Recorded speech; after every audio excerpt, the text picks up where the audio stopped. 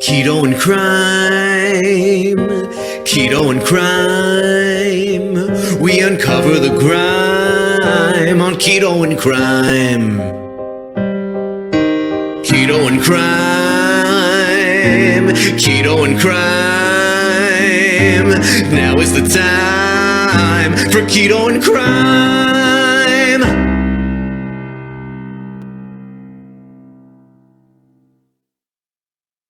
Hey everyone, Tracy here from Keto and Crime. Thank you so much to every single one of my patrons and channel members. You make this possible. And you're one of the reasons I do this. And I thank you from the bottom of my heart. And if I haven't said it before, thank you. I'll sing it. Thank you. Thank you for hanging in there with me and letting me geek out, not making fun of me like a lot of other people do, because I like weird stuff about crime and dark history. Thanks everyone. Hey everyone, welcome to Keto and Crime. Today I have two quick updates on cases that I have covered previously on this channel. And don't worry, I'm still working on my deep dive on 𝐜𝐚𝐬𝐞𝐬, and I am going to at least get one or two more Catholic videos out as well. So I'm working on all of that. But I do want to keep you posted on two cases that I have covered previously and the updates surrounding them. The first is a video, which I will link right up here, about the attempted murder of a mom and her young son by her then 12 and 16-year-old other sons. This is a family that lived in Elverta, California. This happened September of 2021. And basically their father, who was a truck driver, had taken the daughter to bring your daughter to work day. So he was gone. There's 5 children. One was at college, one was with the father, the other 3 were in their home.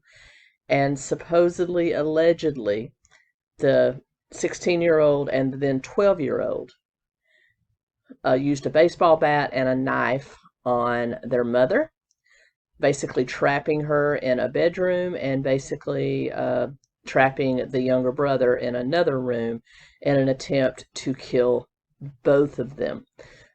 She was able to convince the older brother to call the police and turn himself in, which he did, and both youths were taken into custody that day. I also brought you the news that they were members of a very large megachurch congregation that was in the in that northern Central Valley, California area known as Grace Valley Christian Center in Davis, California.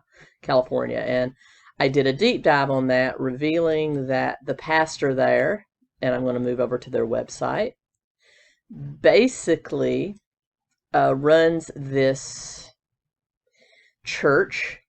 Reverend P.G. Matthew runs this church like a dictatorship.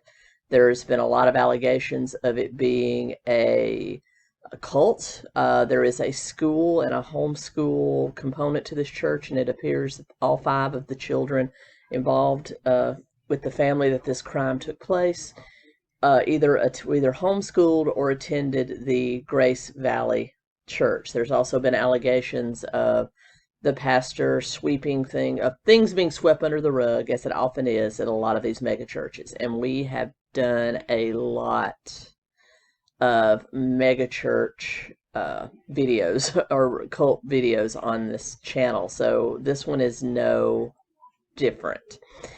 So basically, though, there is an update on the crime. Basically, both of the boys were held at the Sacramento detainment facility. It appears that the younger boy, who has since turned 13, will be tried as a juvenile, while his older brother, 16, will most likely be tried as an adult. And they have both been charged with attempted murder, 2 counts, one for their mom and one for their younger brother. So, yeah, that's where it stands. I'm going to continue to deep dive into this case to find out more information. I will do more investigation on Grace Valley Christian Center, and I will bring you an in-depth video on that as well. But that is where the case stands at present. Prosecutors call both children a danger to themselves and others. There's deep-seated issues. Not blaming religion. As you know, I'm not a religious person. I don't really get into organized religion. I don't even know if I believe in a higher power. But I will say that religion has a lot of good things to offer people, and it also, as you can see, be very harmful. And this is a case of it being very harmful. I think probably the lessons that this church taught, the fact that a lot of cults operate by depriving people of personal freedoms. They deprive them of basic life needs like their income, sleep, making them feel that they have to basically serve the church every moment of their day. You know, if you want a really good study on cults, check out my 4-parter on the People's Temple and Jim Jones. I go into all the aspects of a cult in that video. But this church definitely fits the mold, much like any of the other mega churches we've studied. But I will continue to cover this case, delve into this case. And so let's get over to the other case that we're updating today.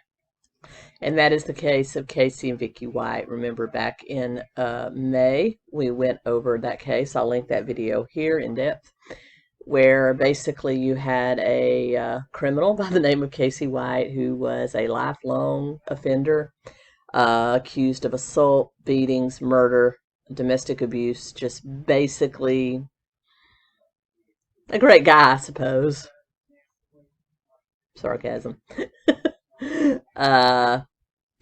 And his jailer, Vickey White, who was a basically almost retiree of the Alabama correction system. He was being jailed at Lauderdale County Corrections Facility, and she supposedly signed him out to take him for a medical evaluation, but then the two disappeared. It came out that she had purchased a used car. She had sold her house way under market value. She was still married to her ex-husband, but they were basically roommates at that point, and it was just a very weird situation.